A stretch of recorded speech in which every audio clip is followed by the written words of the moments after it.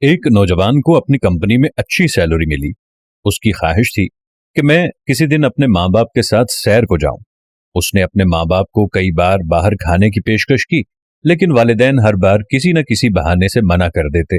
لیکن لڑکے کی خواہش تھی اور وہ اپنی خواہش پوری کرنے کے لیے کافی کوشش کرتا رہا۔ ایک دن نوجوان اپنے بوڑھے ماں باپ کے ساتھ کسی مہنگے ہوٹل میں کھانا کھانے گیا۔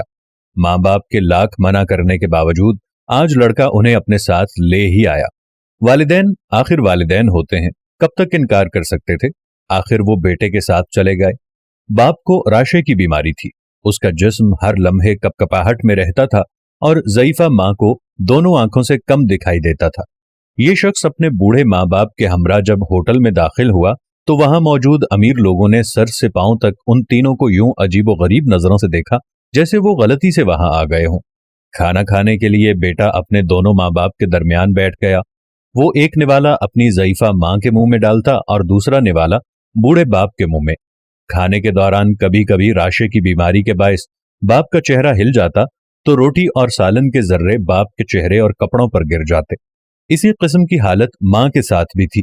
وہ جیسے ہی ماں کے چہرے کے پاس نوالا لے جاتا تو نظر کی کمزوری کے باعث وہ انجانے میں ادھر ادھر دیکھتی تو اس کے بھی منہ اور کپڑوں پر کھانے کے داغ پڑ گئے تھے۔ ارد گرد کے لوگ جو پہلے ہی ان کو حقیر نظروں سے دیکھ رہے تھے وہ اور بھی منہ چڑھانے لگے کہ کھانا کھانے کی تمیز نہیں ہے اور اتنے مہنگے ہوٹل پر آ جاتے ہیں۔ بیٹا اپنے ماں باپ کی بیماری اور مجبوری پر آنکھوں میں آنسو چھپائے، چہرے پر مسکراہٹ سجائے، ارد گرد کے ماحول کو نظر انداز کرتے ہوئے اور ایک عبادت سمجھتے ہوئے انہیں کھانا کھلا رہا تھا۔ کھانا کھانے کے بعد وہ ماں باپ کو بڑے عزت و احترام سے واش بیسن کے پاس لے گیا۔ وہاں اپنے ہاتھوں سے ان کے چہرے صاف کیے، کپڑوں پر پڑے داغ دھوئے اور جب وہ انہیں سہارا دیتے ہوئے باہر کی جانب جانے لگا تو پیچھے سے ہوٹل کے مینیجر نے آواز دی اور کہا کہ بیٹا تم ہم سب کے لیے ایک قیمتی چیز یہاں چھوڑ کر جا رہے ہو۔ اس نوجوان نے حیرانی سے پلٹ کر دیکھا اور پوچھا، وہ کیا چیز؟ مینیجر اپنی اینک اتار کر آنسو صاف کرتے ہوئے بولا، بیٹا آپ نے نوجوان بچوں کے لیے سبق اور بوڑھے ماں باپ کے لیے امید چھوڑی ہے۔ دوستو، اکثر دیکھنے میں آتا ہے کہ ماں یا باپ جب بوڑھے ہو جاتے ہیں تو اولاد چھوٹی چھوٹی باتیں کرتے ہیں کہ ابا جی نے وہاں یہ کر دیا، یہ کہہ دیا، ان کو پتہ نہیں چلتا۔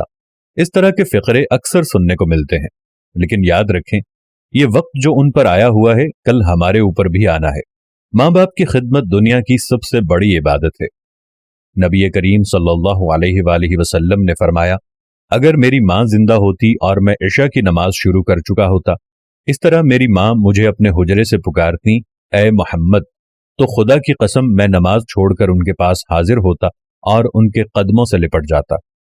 اللہ سے دعا ہے کہ وہ ہمیں اپنے والدین کے ادب و احترام اور خدمت کی توفیق عطا فرمائے، آمین۔